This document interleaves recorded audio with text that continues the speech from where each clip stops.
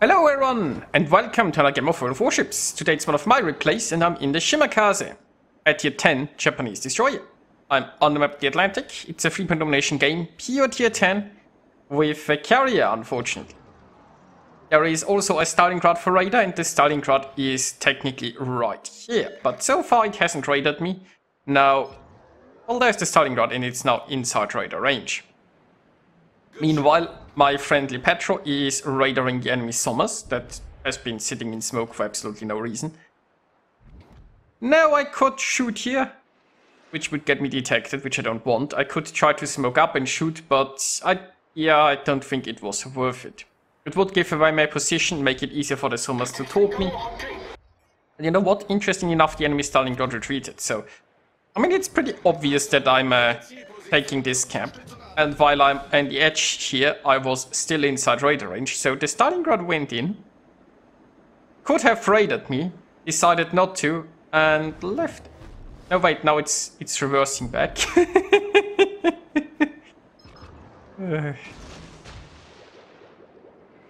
Well, I guess this Stalingrad is just new to the game, right? Probably hasn't figured out how radar works yet. Meanwhile, the Sommers has left the camp. I can now start taking it. And I'm not sure if the Stalingrad is still reversing there. Still not radaring, by the way. And it's now so close. I mean, it knows that it covers... Well, there's no way it doesn't know that it covers the whole cap, right? Anyway. So those torps are probably not doing anything towards the sides. The Sommers is... It's looking like the Sommers is gonna come around here for whatever reason.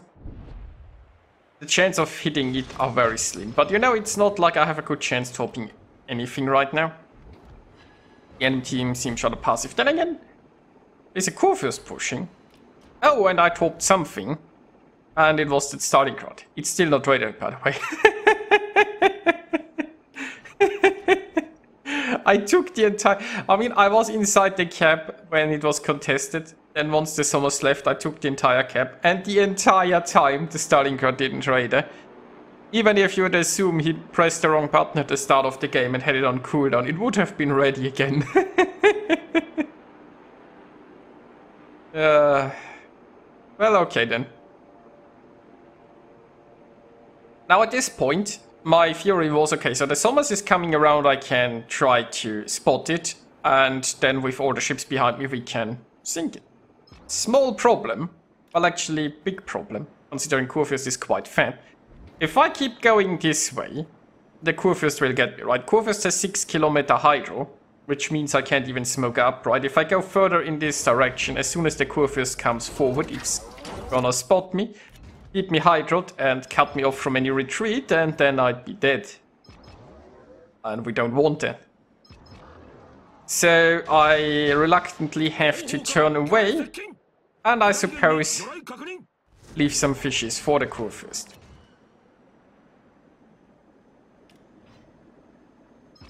Unfortunately, my angle isn't quite good, and I mean, I fully assume it's hydroing, which means I have to get lucky with a nose torp.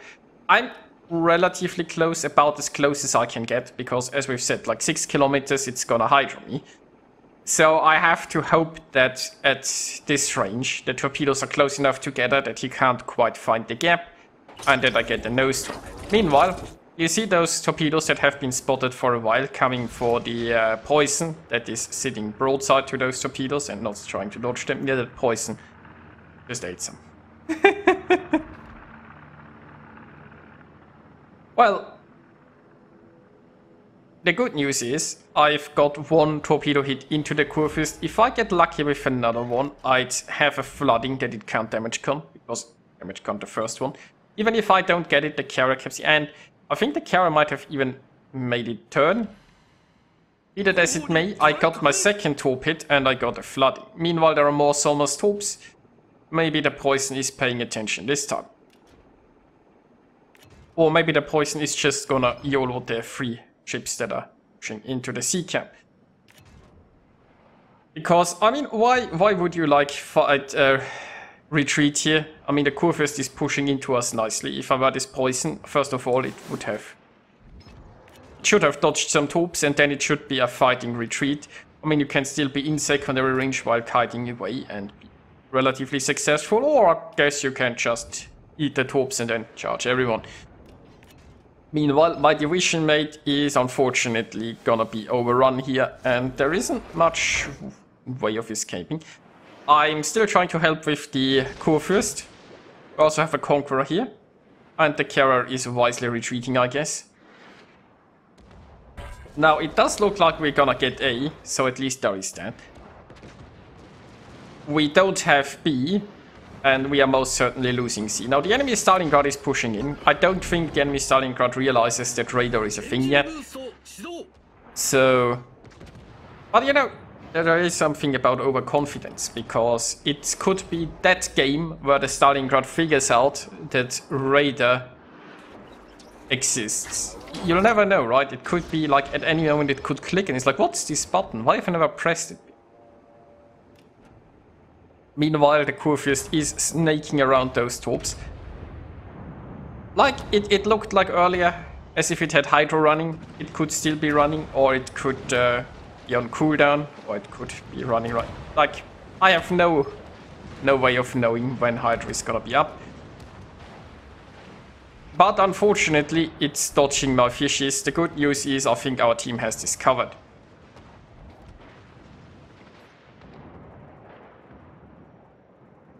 Well, okay, it survived, and here I'm just gonna use my guns to sink it before it reloads. Now, my division mate actually, by the way, asked me to finish it off. I didn't just wait to steal a kill from him. Once he didn't finish it off with my guns, he was like, okay, can you please shoot it?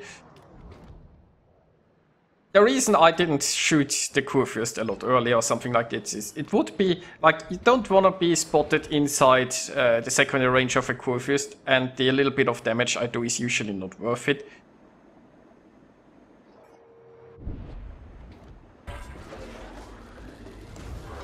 Meanwhile, my division mate has decided to save me once and for all for the Stalingrad and prevent it to ever finding out that it has a radar button, or just going for the ram. Which is pretty nice, because as I said, you know, the Stalingrad, we don't know if it ever would have raided, but now I don't have to play around the possibility of it happening. The Montana here seems to be going forward. I have some troops going that way. Maybe I could send more. There is also the Kremlin that's pushing the center. Our problem is that we only have one cap. We are doing fine on ships, and we still have a few more points because we had caps earlier.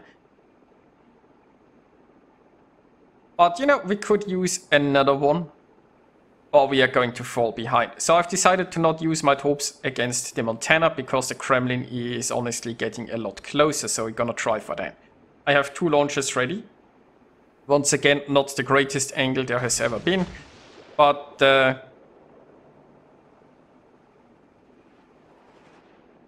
you know, maybe we can get a hit or two. So it's currently slightly maneuvering, also by staggering the troops. Well, you know, if you launch all of your troops at the same time, there will be less camps, and it will be harder to dodge. If you stagger them a bit, you can pull the damage con with the first, well, assuming you hit, and then hopefully get the flooding that sticks with the second. There is also the fact that if a ship is maneuvering right, you can just watch a bit and see if you have to adjust your second launch. Meanwhile, there is a slight Smolensk problem. So I got one into the Kremlin, but the Smolensk is pushing closer. I do have a smoke ready, but Smolensk also has hydro, so if it just keeps pushing this way, even if I were to disappear into smoke screen, it could just keep pushing. Right now my biggest hope is that if I keep it spotted, somebody will sink it. And there is a very distinct sinking ship in front of me, which I'm not paying nearly enough attention to. Because it's right in front of me. And this means that I'm actually blocked from retreating, and if the Smolensk spots me here now, that would be really embarrassing. But I managed to scrape by, and now I'm even speed boosting. Once again, I mean, I could easily smoke up here, right? The Smolensk has hydro, as I said, but, you know, I'm far enough away that I could smoke up and then build up enough distance in the cover of smoke. But it would be the waste of a smoke, and it would deny us spotting on the Smolensk, so it would be a major blunder. Smolensk is finally smoking up because I guess it realized it can't get undetected. It's a shame that nobody is sinking it. Problem, of course, is we only have the Ohio here. The other part of the team is... Well, I'm not sure what that Thunderer is. It's probably hugging this island. Chino is still only on its way somewhere here. And the Shimakaze, I'm hoping it's not just carrier hunting. So this game is probably gonna be a close one. I'm trying to get some troops towards the Smolensk. There is also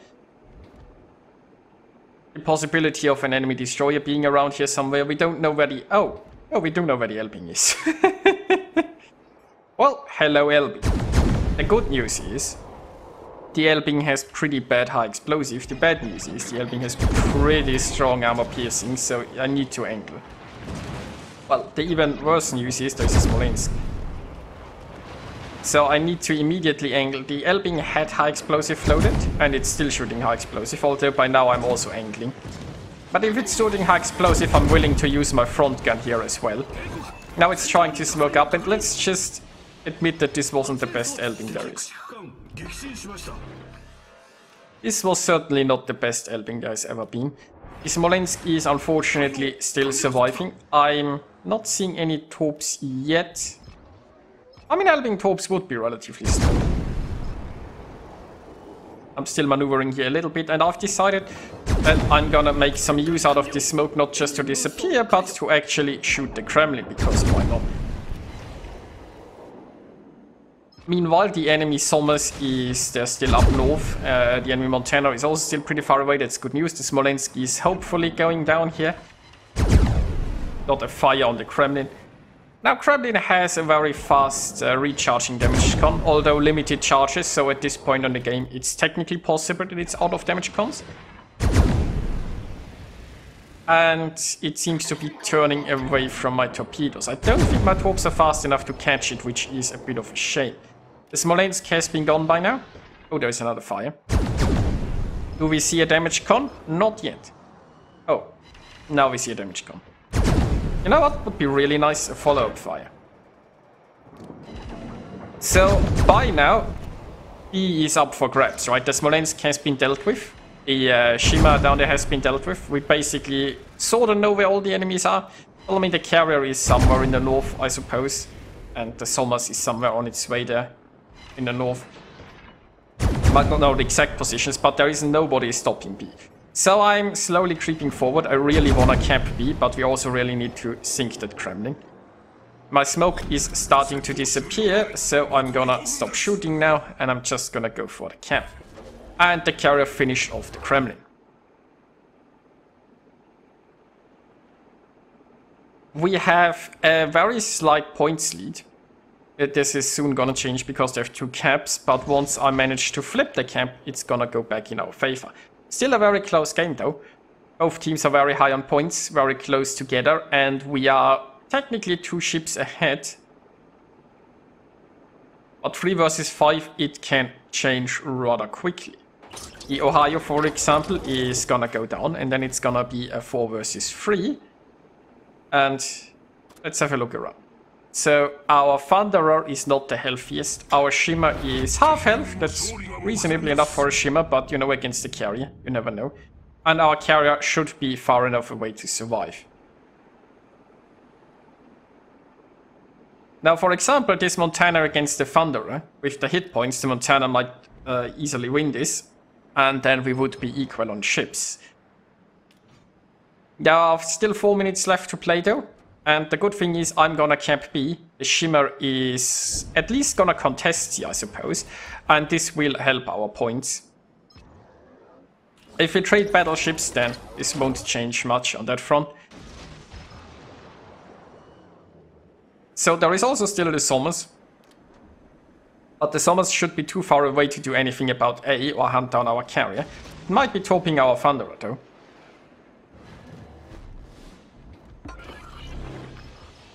Now I've decided our Thunderer will need the additional help.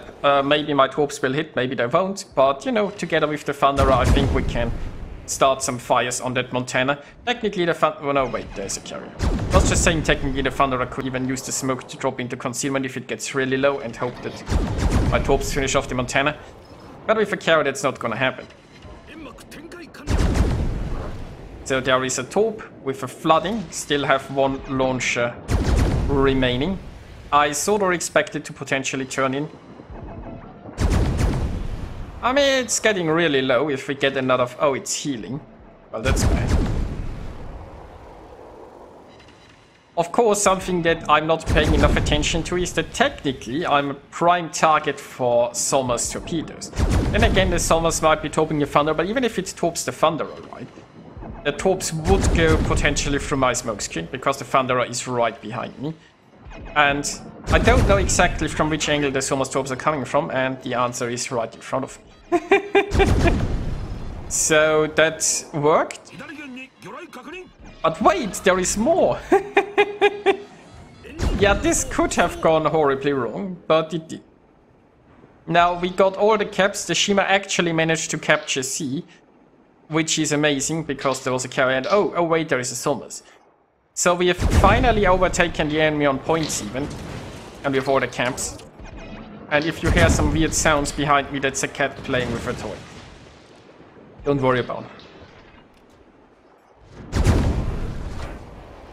Now I'm too close to the Sommer's to disengage. I'm launching some torpedoes in the hopes of sinking it.